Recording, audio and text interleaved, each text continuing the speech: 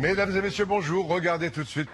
La santé à présent et une journée nationale de l'audition aujourd'hui. L'occasion pour nous d'évoquer un problème que subissent en France presque 4 millions de personnes, dit-on, les acouphènes, des bruits qu'on a constamment dans la tête et qui rendent la vie impossible. Reportage d'Isabelle Marc et Irina Fourni.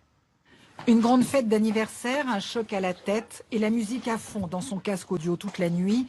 Au matin, c'est le cauchemar que Frédéric Deban décrit dans un livre. La musique avait laissé la place à un vacarme que je n'arrivais pas à identifier et je n'entendais plus rien. Du matin au soir, j'ai un Boeing 747 en phase de décollage dans l'oreille gauche et il me reste 20% sur la droite. C'est irréversible, oui. Ce vacarme, ce sont les acouphènes.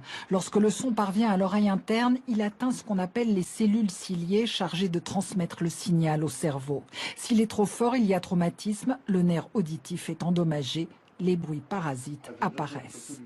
Ils sont plus ou moins handicapants, la plupart sont dus au vieillissement, mais il faut les prendre au sérieux très tôt. On peut donner un traitement un peu en urgence.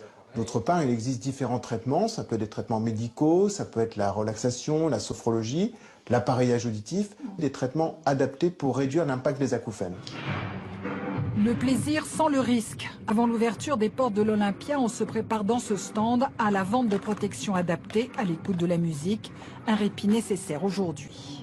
Maintenant, on a beaucoup de sons dans les oreilles en permanence. Donc c'est pour ça qu'aujourd'hui, quand on va dans un concert, c'est bien de se protéger le soir pour ne pas amplifier le phénomène de dégradation du capital auditif.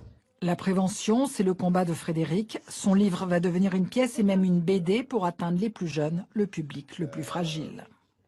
Je vous remontre ce livre poignant du comédien Frédéric Deban. On se souvient de lui dans Sous le soleil notamment. Vos gueules, les acouphènes, je n'entends plus la mer, édité chez Guy Trédaniel. Et il est le parrain de l'association qui s'occupe de ça.